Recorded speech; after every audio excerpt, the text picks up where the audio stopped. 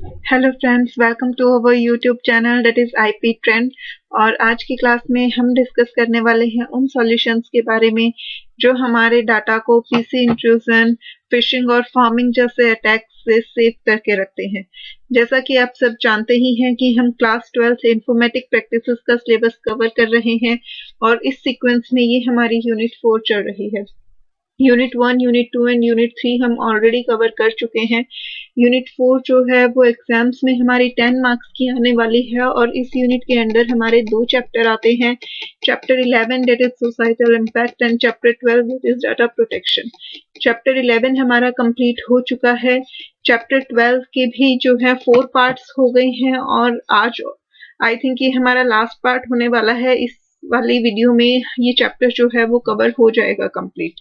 तो इसके बाद जो है हमारा सिलेबस पूरी तरह से फिनिश हो जाएगा और इसके बाद जो है हम रिवीजन वीडियो स्टार्ट करेंगे जिसमें हम सारे चैप्टर्स को ब्रीफ में डिस्कस करेंगे ताकि जिन स्टूडेंट्स ने अभी तक पढ़ाई स्टार्ट नहीं की है उन्हें सिलेबस कंप्लीट करने में बहुत इजी रहे और जो स्टूडेंट्स साथ साथ पढ़ते आए हैं उनके लिए तो वो बेनिफिट करने ही वाली है क्योंकि उनकी रिवीजन जो है वो बहुत फास्ट तरीके से हो पाएगी। तो आने वाली वीडियोस आपसे मिस आउट ना हो उसके लिए जल्दी से चैनल को सब्सक्राइब कर लीजिए, बेल आइकन प्रेस कीजिए ताकि हर नई वीडियो की नोटिफिकेशन जो है वो आपको मिलती रहे। साथ ही साथ मैं आपको हमेशा कहती हूँ जब भी आपको कहीं भी कोई भी डाउट्स आते हैं तो आप अपने डाउट्स जो है वो कमेंट करके पूछ सकते हैं। कमेंट्स में आप मुझे अपना फीडबैक भी ज़रूर प्रोवाइड कीजिए कि आपको वीडियोस जो हैं वो कैसी लग रही हैं, समझ आती हैं या फिर नहीं आती हैं या आप उनमें कुछ और एडिशन चाहते हो। जो भी कुछ आपको चाहिए वो सब आप मुझे बता सकते हैं। तो चलिए स्टार्ट करते हैं आज की class. Solution to PC intrusion की जो पीसी इंट्रूजन वाला जो थ्रेट होता है हमारे डाटा के लिए उसके लिए हम क्या क्या सॉल्यूशंस जो हैं वो ट्राई कर सकते हैं। The combination of identification, authentication and authorisation can control access to a system. किसी भी सिस्टम के एक्सेस को कंट्रोल करने के लिए हमें आइडेंटिफिकेशन, ऑथेंटिकेशन और ऑथराइजेशन इन तीनों स्टेप्स को क्रॉस करना पड़ता है। तो इन तीनों के कॉम्बिनेशन से ही हम किसी भी सिस्टम का एक्सेस जो है वो कंट्रोल कर सकते हैं। This combination is very useful specially in network security. Network security के केस में ये कॉम्बिनेशन जो है वो बहुत ज़्यादा यूजफुल होता है। Various techniques used for network security are given below। अब यहाँ पे जो है हमें कुछ टेक्निक्स प्रोवाइडेड हैं जिनकी हेल्प से हम नेटवर्क सिक्योरिटी को ऑब्टेन कर सकते हैं। सबसे पहले देखते हैं कि एक्टिव प्रोटेक्शन के अंडर जो है वो कौन कौन सी टेक्निक्स आती हैं। First one is authorisation. Authorisation क्या होता है कि हम यूजर से एक वैलिड लॉगिन आईडी के लिए जो है पूछते हैं। अगर वो यूजर जो है वो एक ऑथराइज्ड यूजर है तो उसके पास लीगल लॉगिन आईडी जो है वो जरूर होगी। ऑथराइजेशन में होता है कि आपके पास एक वैलिड लॉगिन आईडी होनी चाहिए और ऑथेंटिकेशन में होता है कि आपके पास जो है पासवर्ड भी अवेलेबल होना चाहिए। तो ये दोनों जो हैं एक दूसरे के लिए एक दूसरे को कंप्लीट करते हैं बट वैसे दोनों जो है अलग अलग पार्ट होते हैं। Asking the user a legal login ID performs authorisation. Authorisation perform करने के लिए हम यूजर से एक लीगल लॉगिन आईडी के लिए पूछते हैं। If user is able to provide the legal login ID he or she is considered as an authorized user। और अगर जो यूजर है उसके पास हमें जो है लीगल लॉगिन आईडी मिल जाती है तो हम उसे ऑथराइज्ड यूजर मानते हैं। Next step is authentication. Authentication is also termed as password protection as authorized user is asked to provide a valid password। पहले हमने ये वेरीफाई किया कि जो यूजर है वो ऑथराइज्ड है या नहीं, उसके बाद हमने ऑथराइज्ड यूजर से पासवर्ड के लिए पूछा। If he or she is able to do this, he or she is considered to be an authenticated user।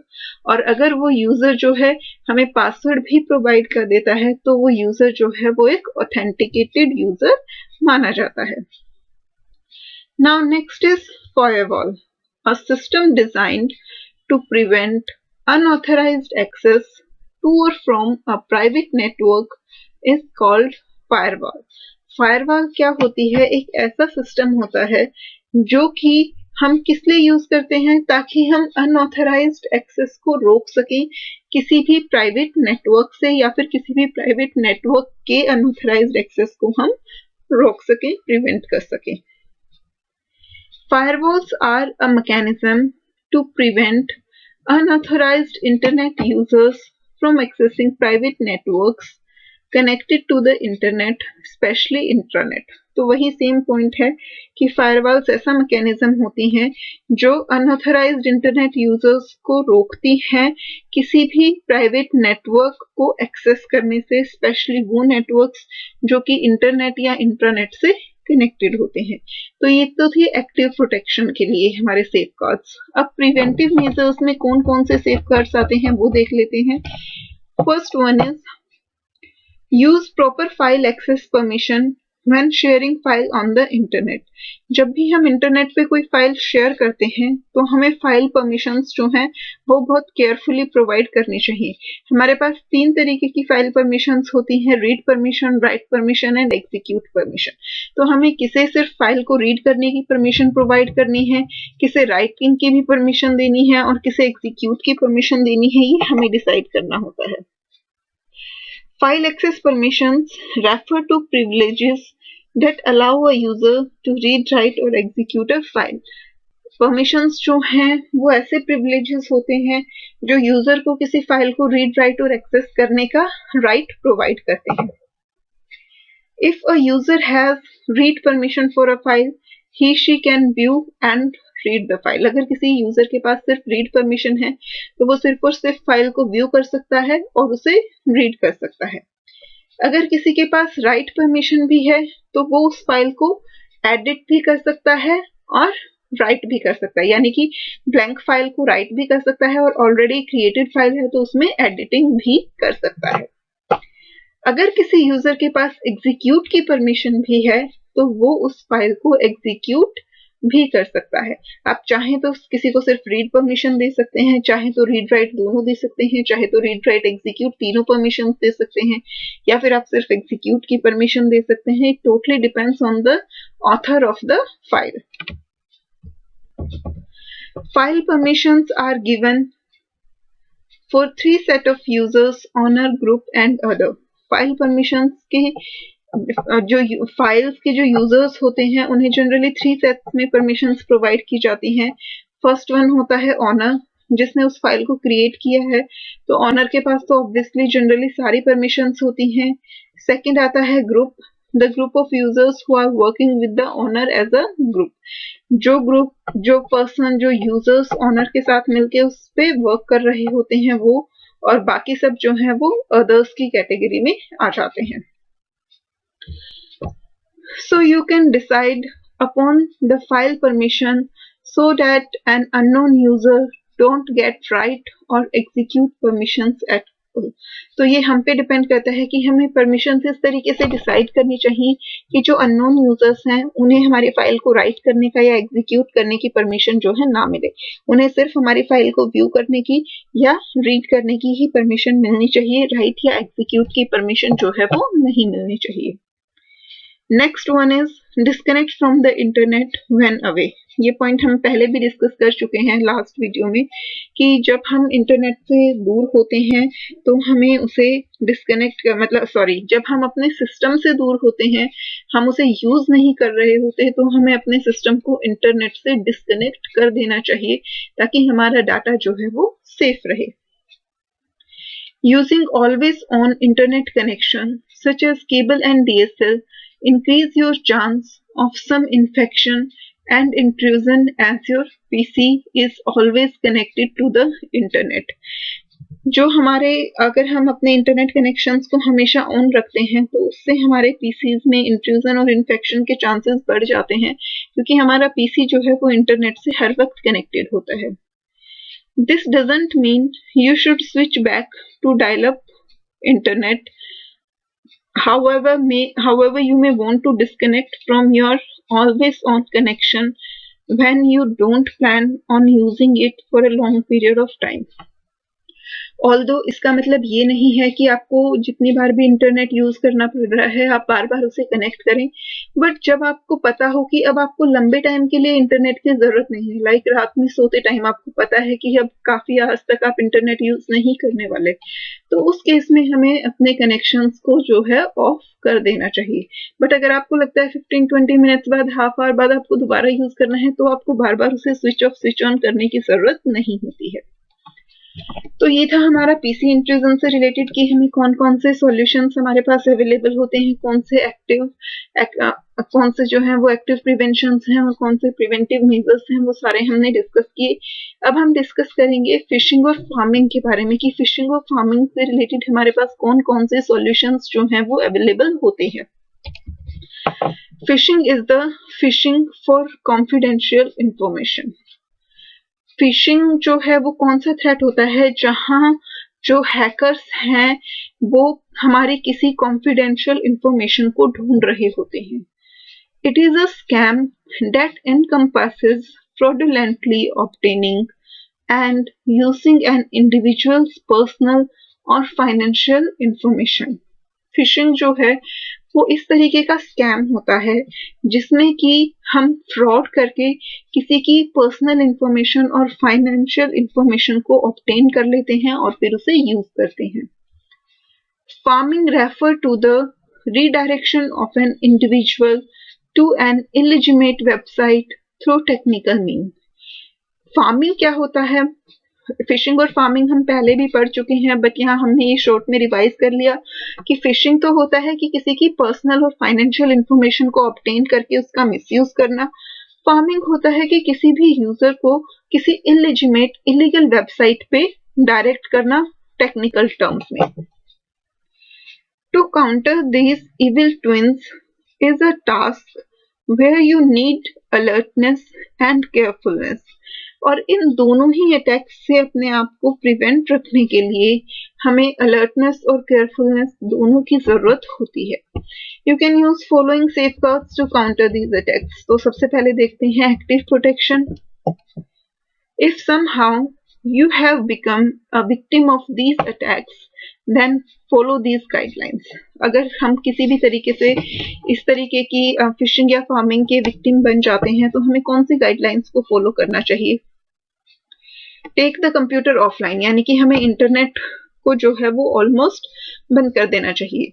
Disconnecting from the internet reduce the probability of infecting other devices in the same network with malware. Internet को बंद कर देने से क्या होगा कि उस network में जो बाकी के डिवाइसेस कनेक्टेड हैं, एटलीस्ट वो जो हैं वो इन्फेक्शन से बचे रहेंगे, वो इन्फेक्टेड नहीं होंगे। Second one is backup all files on the hard drive. हमें अपनी सारी फाइल्स का जो है वो बैकअप रखना चाहिए। If backing up data is routinely done, it is only necessary to backup new file. और अगर हम डेली बेसिस पे डाटा का बैकअप ले रहे होते हैं तो हमें सिर्फ जो न्यू फाइल्स होती हैं उन्हीं का बैकअप लेने की जरूरत पड़ती है। अदरवाइज तो अगर आप डेली रूटीनली बैकअप नहीं ले रहे होगे तो जब आपको ऐसी कोई प्रॉब्लम आएगी उस टाइम पे आपको इतना सारा बैकअप लेने में बहुत प्रॉब्लम होती है। Focus on capturing all sensitive data and irreplaceable files, such as videos and family photos। और जब आपको ऐसी कोई प्रॉब्लम आती है तो हमें हमेशा किस चीज पे फोकस करना चाहिए कि हम उस इंफॉर्मेशन को पहले बैकअप कर पाएं, उस इंफॉर्मेशन को पहले सेव कर पाएं जो हमारे लिए बहुत सेंसिटिव है, जिसकी रिप्लेसमेंट हमें नहीं मिल सकती, जो इररिप्लेसेबल है, जैसे कि हमारी कुछ वीडियोस हो गई या कुछ फैमिली फोटोज हो गई या हमारे डॉक्यूमेंट्स हो गए। इस तरीके की चीजों को हमें पहले डील करना चाहिए। List of information given to phishing scammers. अब फिशिंग के थ्रू जो स्कैमर्स हैं उन्होंने हमारी जो भी पर्सनल इंफॉर्मेशन ली है उसका वो मिसयूज ना कर पाए, उसका हमें ध्यान रखना चाहिए। लाइक अगर उन्होंने हमारे क्रेडिट कार्ड की इंफॉर्मेशन ऑब्टेन की है तो हमें इमीडिएटली अपने कार्ड को ब्लॉक करवा देना चाहिए। इस तरीके से depending on what was leaked, one may need to change passwords, और कैंसिल क्रेडिट कार्ड्स एक्सेट्रा। अगर जो स्कैमर्स हैं उन्होंने आपके पासवर्ड्स ऑब्टेन किए हैं तो हमें पासवर्ड्स चेंज कर देने चाहिए। अगर उन्होंने हमारे क्रेडिट कार्ड्स की डिटेल्स ली हैं तो हमें अपने कार्ड्स को कैंसिल करवा देना चाहिए, ब्लॉक करवा देना चाहिए। But here you need to be very cautious. But यहाँ जो है हमें बहुत ज़्यादा कॉशियस रहने की ज़रूरत पड़ती है। अब यहाँ कॉशियस रहने की ज़रूरत क्यों पड़ती है कि जिस सिस्टम से आपका डाटा हैक किया गया है आपको दोबारा से उसी सिस्टम को यूज़ नहीं करना। मान लीजिए जिस सिस्टम से आपकी इंफॉर्मेशन ऑब्टेन्ड हुई है उसी सिस्टम पे आप अपनी मेल वगैरह का पासवर्ड चेंज करते हैं तो उसे फिर पासवर्ड चेंज करने का जो है वो कोई फायदा नहीं रहेगा। तो इसलिए हमें जो है किसी दूसरे सिस्टम को यूज करके इस तरीके के एक्शंस परफॉर्म करने चाहिए। Do not use the compromised computer to contact agencies because using the same device may open users to the risk of a freshly installed keylogger which can record the new password as well। तो हमें उन computers को use नहीं करना चाहिए। Compromised computer means जिसके through हमारी details hack हुई हैं। हमें उन कंप्यूटर्स को यूज करके एजेंसीज को कांटेक्ट नहीं करना चाहिए, अदरवाइज तो हमारे नए पासवर्ड्स जो हैं वो भी लीक हो सकते हैं। Next one is run antivirus software. हमें जो है टाइमली एंटीवायरस सॉफ्टवेयर को रन करना चाहिए। Do not trust free antivirus programs, they can be malware in disguise. It is advised to take the infected computer to professional who specialized in malware removal। हमें सिर्फ जो हम free antivirus programmes install करते हैं अपने system में उन पे डिपेंडेंट नहीं रहना चाहिए। इनफैक्ट जब भी इस तरीके की कोई प्रॉब्लम आती है तो हमें किसी प्रोफेशनल, किसी स्पेशलाइज्ड पर्सन के पास ले जाकर इस तरीके के मालवेयर्स को रिमूव करवाना चाहिए।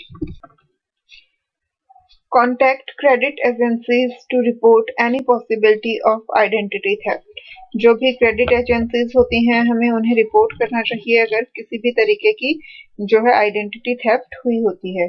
Reach out to credit bureaus that operate and manage the credit cards as it will sound the alarm to potential creditors। तो जब भी हमारे अगर क्रेडिट कार्ड की कोई इंफॉर्मेशन स्टील हुई होती है तो हमें क्रेडिट ब्यूरोज जो कि उसे ऑपरेट कर रहे होते हैं, मैनेज कर रहे होते हैं, हमें उनसे कांटेक्ट करना चाहिए। तो ये तो थे सारे एक्टिव प्रिवेंशन। अब हम देखते हैं कि प्रिवेंटिव मेजर्स जो हैं वो कौन कौन से होते हैं जो फिशिंग और फार्मिंग के केस में हमें ध्यान रखने चाहिए। Phishing and to a lesser extent pharming rely on tricking users rather than advanced technologies। The best way to handle these threats is through vigilance।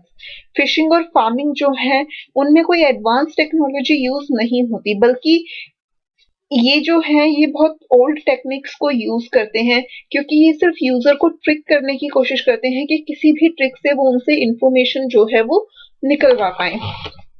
तो इससे डील करने का सबसे बेस्ट वे जो होता है वो होता है विजिलेंस करना। Don't open emails from unknown sources or click on link embedded in suspected messages। हमें जो unknown source से जो मेल्स रिसीव होती हैं हमें वो मेल्स ओपन नहीं करनी चाहिए और साथ ही साथ जो सस्पेक्टेड मैसेजेस होते हैं जिनमें लिंक्स गिवन होते हैं हमें उन लिंक्स को कभी भी क्लिक नहीं करना चाहिए। Check the security guidelines of websites such as PayPal so that you can distinguish between the legitimate and bogus mails। हमें जो है वेबसाइट्स की सिक्योरिटी गाइडलाइंस को चेक करना चाहिए। जैसे कि पेपल आपको पता है एक सिक्योर साइट है, तो उसकी सिक्योरिटी गाइडलाइंस को पढ़ के आप ये पता कर सकते हैं कि कौन सी गाइडलाइंस जो है वो सेफ होती हैं ताकि आप लेजिटिमेट और जो है इलीगल मेल्स में डिफरेंशिएट कर पाओ। Rather than clicking on links embedded in email, you can type the general link in your web browser। ये हम कई केसेस में पढ़ चुके हैं क्योंकि ये सबसे इम्पोर्टेंट होता है कि मेल में गिवन लिंक्स को कभी भी क्लिक नहीं करना चाहिए। रादर हमें वेब ब्राउजर में जाके उस लिंक को टाइप करना चाहिए ताकि हमें उसकी ऑफिशियल साइट जो है वो मिल सके। Most important, when in doubt, do not click। सबसे ज़रूरी है कि अगर आपको थोड़ा भी डाउट हो रहा है किसी चीज़ पे, तो आपको वो लिंक जो है क्लिक नहीं करना चाहिए। अब इसके बाद यहाँ पे 2 पॉइंट्स दिए गए हैं कि आप फिजिकली अपने सिस्टम को कैसे प्रोटेक्ट कर सकते हो और सॉफ्टवेयर्स की हेल्प से आप अपने सिस्टम को कैसे प्रोटेक्ट कर सकते हो। अभी तक जितने भी थ्रेट्स थे हमने सबके बारे में जो है वो डिटेल में डिस्कस कर लिया, चाहे वो वायरसेस हैं, spyware, adware, spamming, PC intrusion, eavesdropping, phishing, pharming, सबके बारे में। अब हम ये देखते हैं कि इन जनरल टर्म्स हम अपने सिस्टम को प्रोटेक्ट करने के लिए फिजिकली कौन कौन से स्टेप्स ले सकते हैं और सॉफ्टवेयर किस किस तरीके से हेल्पफुल होते हैं। तो सबसे पहले फिजिकली प्रोटेक्टिंग सिस्टम देखते हैं। Keeping important computers such as servers और mainframes in a locked room. जो इम्पोर्टेंट सिस्टम्स होते हैं जिनमें हमारी सारी इंफॉर्मेशन सेव्ड होती है, जैसे कि सर्वर्स हैं, मेन फ्रेम्स हैं, उन्हें हमें हमेशा लॉक्ड रूम्स में ही रखना चाहिए, ऐसे ही ओपनली कहीं भी नहीं रखना चाहिए। पोस्टिंग सिक्योरिटी गार्ड्स, हमें सिक्योरिटी गार्ड्स पोस्ट करने चाहिए वहां पे ताकि उनकी सेफ्टी मेंटेन रह सके। सिक्योरिटी लॉक्स, स्मार्ट कार्ड्स, जिन रूम्स में हमने सर्वर्स वगैरह को प्लेस किया होता है उन रूम्स पे सिक्योरिटी लॉक्स होने चाहिए, स्मार्ट कार्ड की हेल्प से ही वो ओपन हो पाए। Keeping sensitive data on stand alone machines instead of networks, जो सेंसिटिव डाटा है हमें उन्हें ऐसे सिस्टम्स पे नहीं रखना चाहिए जो कि एक लार्ज नेटवर्क में कनेक्टेड है, बल्कि जो सिस्टम्स स्टैंड अलोन यानी कि सिंगल वर्क करते हैं, किसी और से कनेक्टेड नहीं होते हैं नेटवर्क के थ्रू, उन सिस्टम्स पे हमें ऐसी इंफॉर्मेशन को स्टोर करके रखना चाहिए।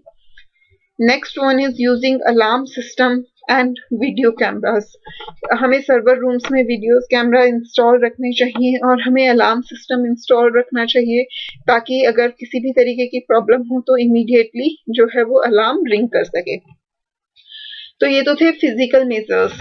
अब इसके बाद देखते हैं कि सॉफ्टवेयर्स कौन कौन से यूज करने चाहिए। Data encryption, it is a method in which data is scrambled before being transmitted through a network.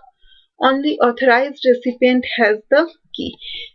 हमें डाटा को हमेशा इनक्रिप्टेड फॉर्म में ट्रांसफर करना चाहिए, यानी कि डाटा को सेंड करने से पहले हमें उसे इनक्रिप्ट कर देना चाहिए और उस इनक्रिप्शन की जो है वो सिर्फ रिसिपिएंट के पास ही होनी चाहिए ताकि रिसिपिएंट उस की को एंटर करे और उसे इनक्रिप्टेड फॉर्म से जो है नॉर्मल फॉर्म में ला सके।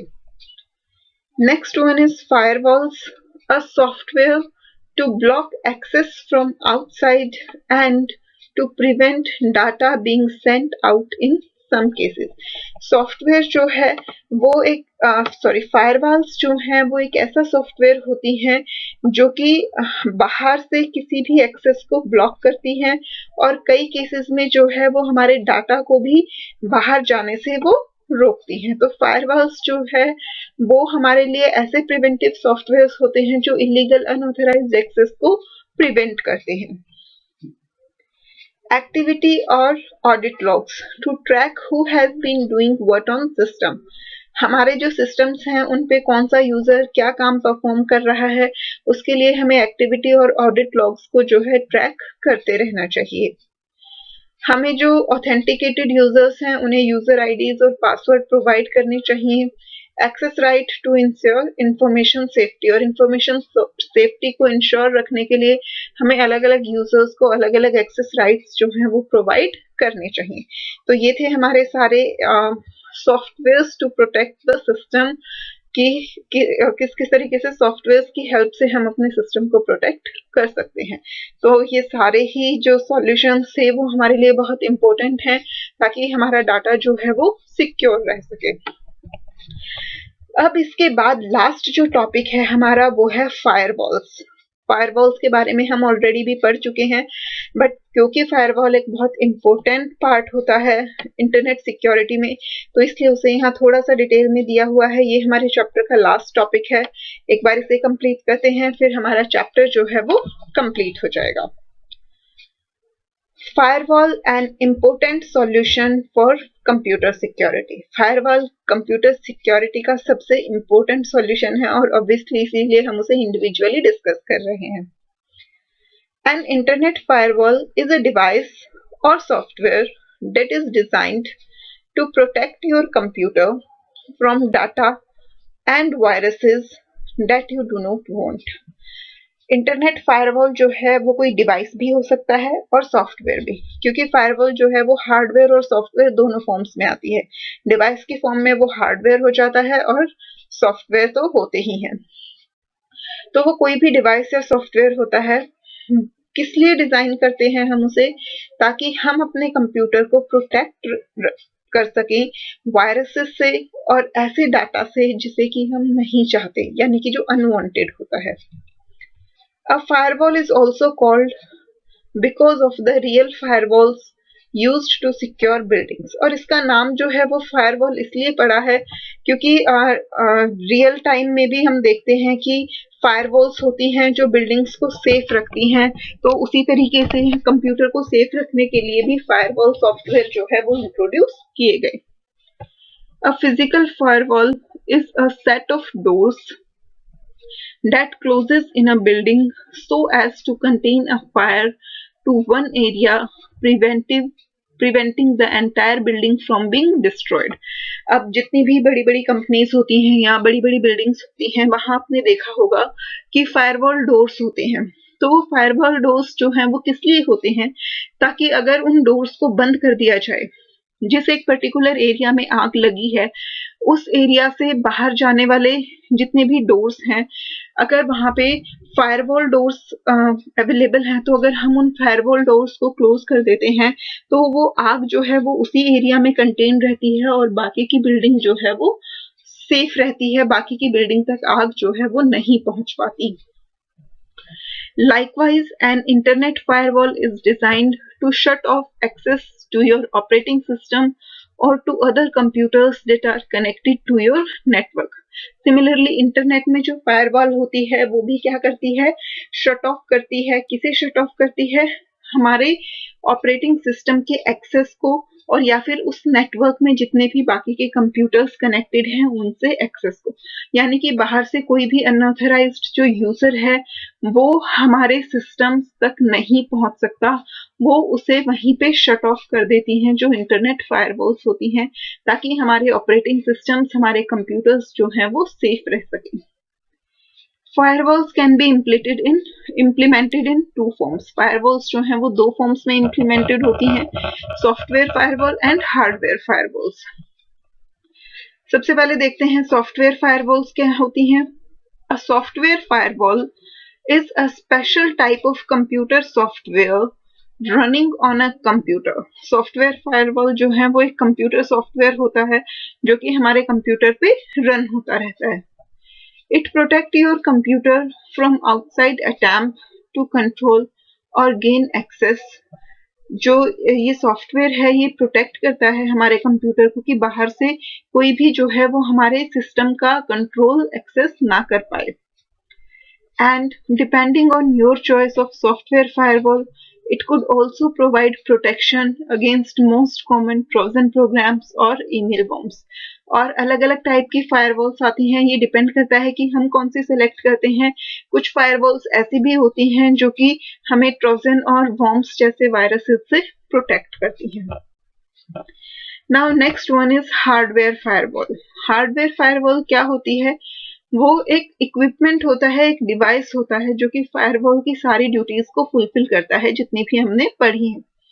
It is a physical piece of equipment designed to perform firewall duties. तो ये एक इक्विपमेंट होता है जो फायरवॉल ड्यूटीज फुलफिल करता है। अ हार्डवेयर फायरवॉल में एक्चुअली बी अनदर कंप्यूटर और a dedicated piece of equipment which serve as firewall. अब वो इक्विपमेंट या तो कोई छोटा सा पीस हो सकता है हार्डवेयर का जिसे आप अपने कंप्यूटर पे अटैच करते हो और वो फायरवॉल की तरह एक्ट करे, या फिर ये हार्डवेयर फायरवॉल अपने आप में एक कंप्यूटर होता है जो कि उस नेटवर्क में कनेक्टेड बाकी कंप्यूटर्स को सेफ रखता है। तो वो किसी भी फॉर्म में हो सकता है। Hardware firewalls can be effective with little or no configuration and they can protect every machine on a local network। Hardware firewalls को इंस्टॉल करने में हमें कोई बहुत ज़्यादा मेहनत की ज़रूरत नहीं पड़ती, कोई कॉन्फ़िगरेशन रिक्वायर्ड नहीं होती है। इनफैक्ट वो मशीन जो है वो हमारे लोकल नेटवर्क में बाकी जितनी भी मशीन्स कनेक्टेड होती हैं वो उन सबको प्रोटेक्टेड रखता है। Firewalls keep out malevolent hackers and people who intended to do damage and take over other people's server. Firewalls जो हैं वो हैकर्स और ऐसे लोग जो कि दूसरों के सिस्टम को डैमेज करने की कोशिश करते हैं, उनका टेक ओवर लेने की कोशिश करते हैं, उन्हें जो है वो दूर रखता है हमारे सिस्टम से। Firewalls really serve no other purpose, इसके अलावा फायरवॉल्स का कोई अदर पर्पस नहीं होता है। Firewall seeks to limit the access to a server or computer and let in only the people who need to be there.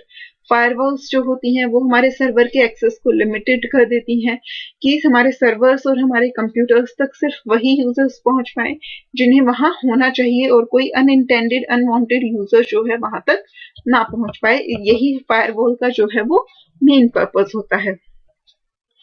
यहाँ पे ये नोट दिया गया है, confidentiality of information ensures that only authorized users get access to sensitive and protected data.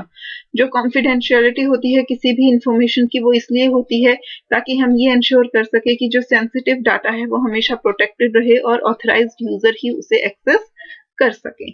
तो ये था हमारा फायरवॉल्स के बारे में।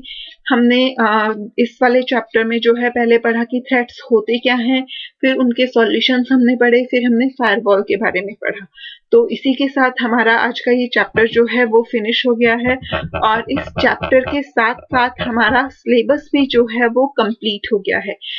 इंफॉर्मेटिक प्रैक्टिसेस क्लास 12th की हमारी चारों यूनिट्स जो हैं वो कंप्लीट हो गई हैं। अब इसके बाद से जो है हमारी रिवीजन स्टार्ट होने वाली है। रिवीजन जो है वो हम अलग अलग पैटर्न्स में करेंगे क्योंकि काफ़ी स्टूडेंट्स को प्रोग्रामिंग में डाउट आ रहा है तो उन्हें डाटा विजुअलाइजेशन या पाइथन के जो है वो प्रोग्राम्स करने हैं, क्वेश्चन आंसर्स करने हैं। कुछ स्टूडेंट्स को डीबीएमएस का जो हमारा चैप्टर है 5th chapter SQL revision tool उसकी वीडियोस में प्रॉब्लम आ रही है तो कुछ स्टूडेंट्स को वो करना है। इसके साथ साथ कुछ स्टूडेंट्स को लगता है कि सुमिता अरोड़ा में कंटेंट बहुत ज़्यादा है तो वो एनसीईआरटी से पढ़ना चाहते हैं कि एनसीईआरटी में ब्रीफ में सिलेबस होता है तो वहां से जल्दी कवर हो सकता है। तो हमें इन सारे पॉइंट्स को ध्यान में रखते हुए रिवीजन करनी है। तो आई विल मेक श्योर कि हम हर चैप्टर की ब्रीफ में रिवीजन करते चलें ताकि आपके सारे डाउट्स जो है क्लियर हो जाएं। एक तो आप कम टाइम में रिवीजन कर पाएं, जो टॉपिक्स आपके सिलेबस में है हमने वही टॉपिक्स डिस्कस किए हैं, कोई एक्स्ट्रा कंटेंट नहीं किया है, बट अब हम उसे शॉर्ट में करेंगे ताकि आपको कम टाइम लगे और साथ साथ जो है वो क्वेश्चन आंसर्स भी डिस्कस करेंगे ताकि आपके डाउट्स जो हैं वो क्लियर होते चले। आज के वीडियो में अगर आपको कोई भी डाउट हो तो आप मुझे कमेंट करके पूछ सकते हैं, साथ ही साथ मुझे फीडबैक जरूर दीजिए। ये एक तरीके से सिलेबस की लास्ट वीडियो थी, अब से रिवीजन शुरू हो जाएगी तो मुझे अपना फीडबैक जरूर दीजिए ताकि मुझे भी थोड़ी मोटिवेशन मिले कि आपको वीडियोस जो हैं वो कैसी लगी हैं, ये सिलेबस जो हमने किया है वो आपको समझ आया है या नहीं आया है। और अगर चैनल अभी तक सब्सक्राइब नहीं किया है तो जल्दी से सब्सक्राइब कीजिए, बेल आइकन प्रेस कीजिए ताकि रिवीजन आपसे मिस ना हो। मिलते हैं नेक्स्ट वीडियो में। Bye bye.